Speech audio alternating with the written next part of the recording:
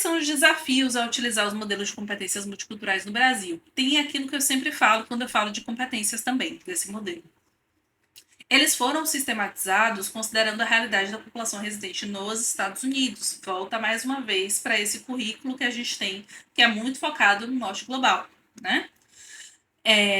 Então, tanto em termos de composição étnico-racial, quanto dos próprios grupos imigrantes nos Estados Unidos, tá? E aí não tem como a gente, muitas vezes, dizer, pô, isso aqui é igual.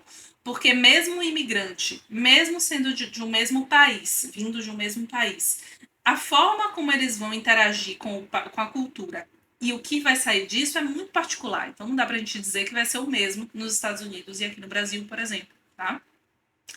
Então, chegamos a esse lugar, né, essa consequência aqui. Não é possível afirmar que os efeitos com populações residentes do Brasil seriam semelhantes. A gente está avançando nisso, eu tenho visto, eu tenho muitas colegas, inclusive, estudando, aplicando o modelo de competências multiculturais aqui com populações brasileiras, e isso deve ser muito bacana, porque aí a gente consegue ter mais base para falar sobre a nossa realidade específica, tá? Então, é pegar o que está ali nesses modelos e entender se isso faz sentido aqui para a nossa cultura ou não, e o que não fizer, a gente adapta, tá? Então, é um ponto de partida, é um lugar que eu acho muito bacana que a gente recorra, é o que a gente tem de produção, além dessas outras abordagens que eu trouxe para vocês, mas a gente tem que olhar isso ainda com o olhar decolonial, né? Porque quem está produzindo isso, querendo ou não, está numa cultura colonizadora de saberes, ok?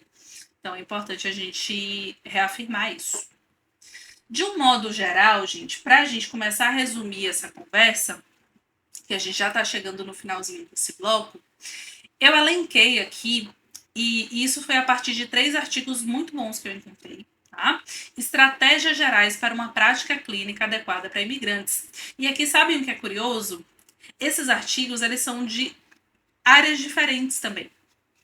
Tem um artigo aqui que é da psicologia histórico-cultural. Eu achei muito interessante porque eu nunca tinha lido, nunca tinha mergulhado muito nessa abordagem. E eu vi que existem estratégias que a gente nomeia de forma diferente, mas a gente está fazendo coisas muito parecidas aqui na arte também, tá? Esses 2 primeiros artigos foram mais da literatura da arte, salvo engano. E o que eu vi aqui para sistematizar um pouco para vocês? É importante psicoeducar o consulente sobre o processo de estresse de aculturação e da xenofobia que ele pode sofrer. Tá? Então, é nosso papel dizer, porque às vezes a pessoa chega perdida, ela não sabe o que ela está passando. Então, o que ela está passando? Aí você pode trazer, ó, isso é normal, você está em conflito, você está se sentindo assim. Né? Se a pessoa for um imigrante do sul global e estiver vivendo algum tipo de hostilidade, você pode trazer, você deve trazer que isso é uma característica da xenofobia. Então, é nosso papel, tá? Clarificar isso para o cliente. Auxiliar a consulente a relembrar as motivações para migrar. Isso é interessante porque isso lembra muito a literatura de valores. Eu achei no artigo de História Cultural. Mas é uma coisa muito importante porque nos lembra que se a pessoa foi para um outro lugar, ela estava ambicionando alguma coisa. Então, é uma forma de você se manter se você se apega àquilo que você viu de valoroso ali. Então, às vezes é ter independência, às vezes é conseguir se prover financeiramente para conseguir acessar outros reforçadores, às vezes ter uma ascensão de carreira, tá? Então, é importante que essa pessoa esteja em contato com as contingências de médio e longo prazo, para que ela consiga sustentar o aqui e agora, se for possível, tá? Não estou falando se for casos de trabalhos análogos à escravidão, não é disso que a gente está falando. Mas, em termos gerais, com imigrantes que estejam relativamente bem estabelecidos, é uma prática que pode ser muito útil. Pode ser nosso papel também elaborar planos de ação para o desenvolvimento profissional, porque frequentemente também, se são pessoas do sul global, por exemplo, indo para o norte global, para algum país do norte global, essas pessoas costumam começar a entrar no mercado de trabalho em trabalhos que são mais precarizados. Certo? E por quê? Porque muitas vezes, mesmo que fez uma faculdade, o diploma não é validado. Então, a gente tem algumas questões aí que dificultam que a pessoa já chegue lá no outro país bem estabelecida na carreira e nas finanças. Então, a gente pode ajudar o cliente a elaborar esses planos, tá?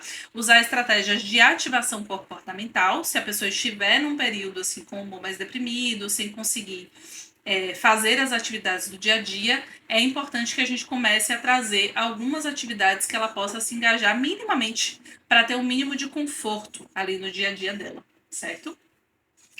Fazer autorrevelação quando oportuno, isso pode ajudar na vinculação, especialmente se você for um terapeuta que também já emigrou, ou que você tem outros marcadores socioculturais que fazem com que você já tenha experimentado um pouco algum tipo de sensação de inadequação, então isso pode contribuir bastante para o processo, e a depender do grupo cultural no qual você esteja, isso ajuda a vinculação, porque a pessoa está te conhecendo um pouco mais, certo?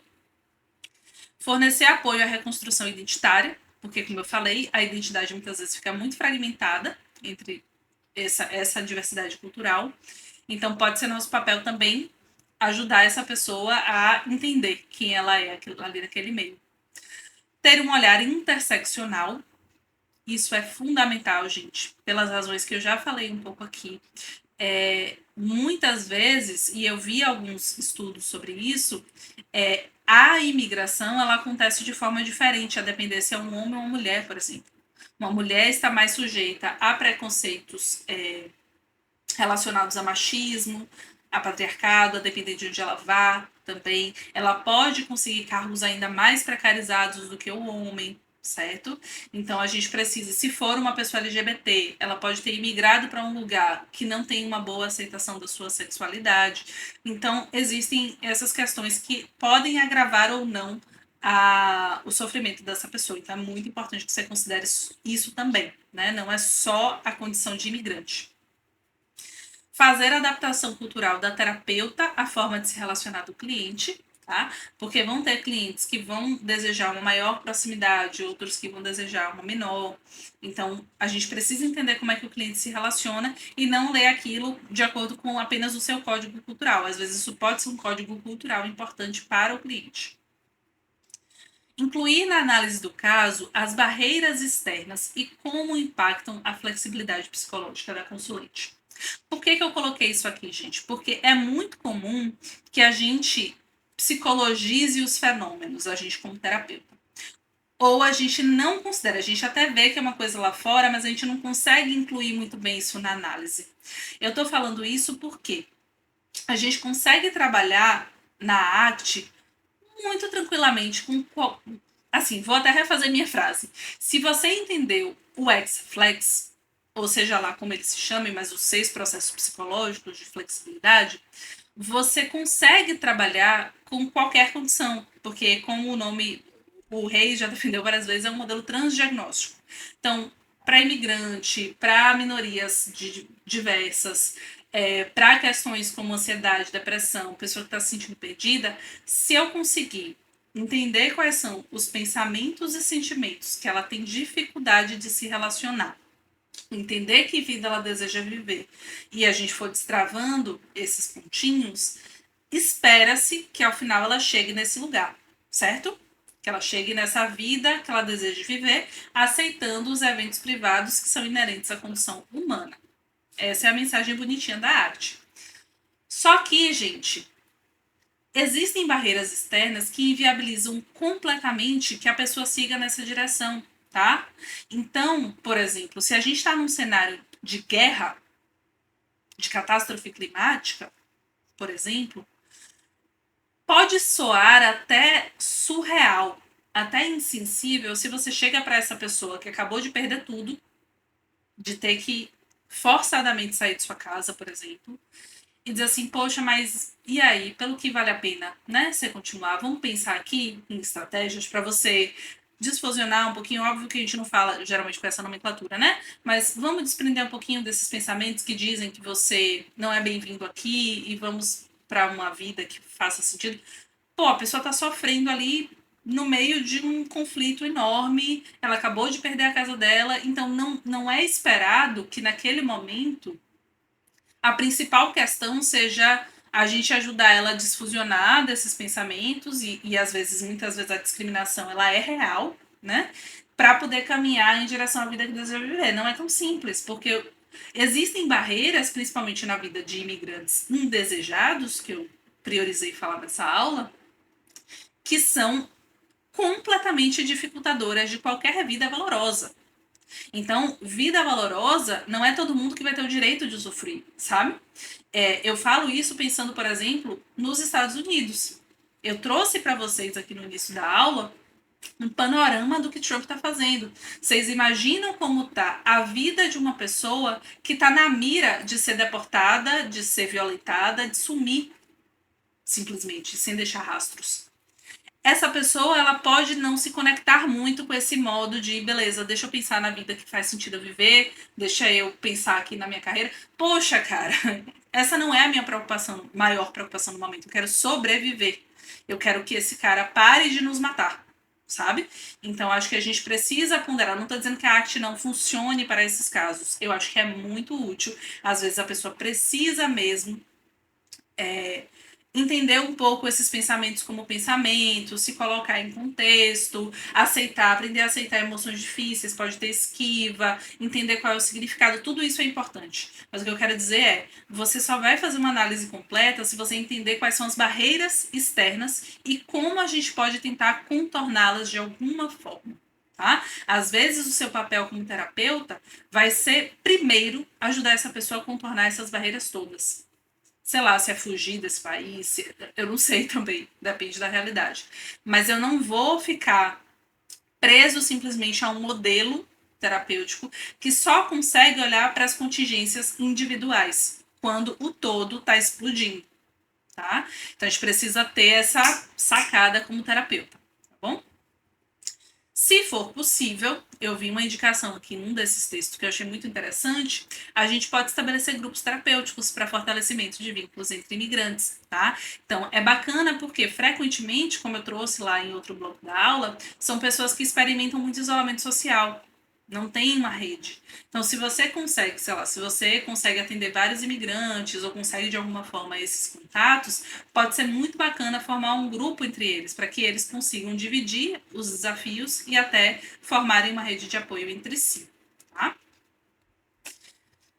Agora, vou trazer um pouquinho das estratégias que eu vejo para uma prática anti-xenofóbica, assim, diretona. E por que eu tô falando isso, gente? Porque eu vejo que, às vezes, como eu trouxe para vocês, a gente traz os fenômenos culturais de uma forma bem psicologizada, tá? De uma forma que às vezes parece até uma suavização da coisa. Então, um imigrante sofre e a gente precisa aqui como terapeuta fazer X, Y, Z. Eu tô indo mais direto.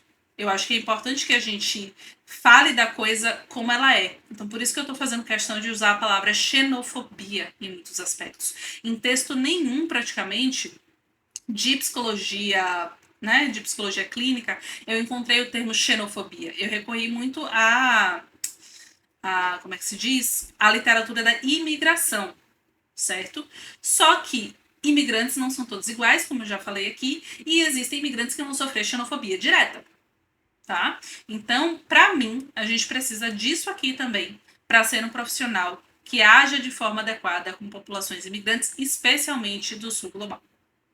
Que seria ter consciência crítica sobre questões sociais e nomear opressões em sessão. Então, como eu falei, é falar, isso aqui foi xenofobia. Ao meu ver, isso é o nosso papel. Se atualizar sobre geopolítica e impactos disso na vida de imigrantes. Ter consciência dos próprios vieses culturais ao atender pessoas de culturas diferentes. Tá? Então, quem sou eu e quem é esse outro? De onde eu venho, de onde ele vem? Estudar sobre xenofobia e opressões estruturais. Parece muito óbvio, inclusive. Estudar todas elas, que é o que vocês estão fazendo aqui ao longo desse curso.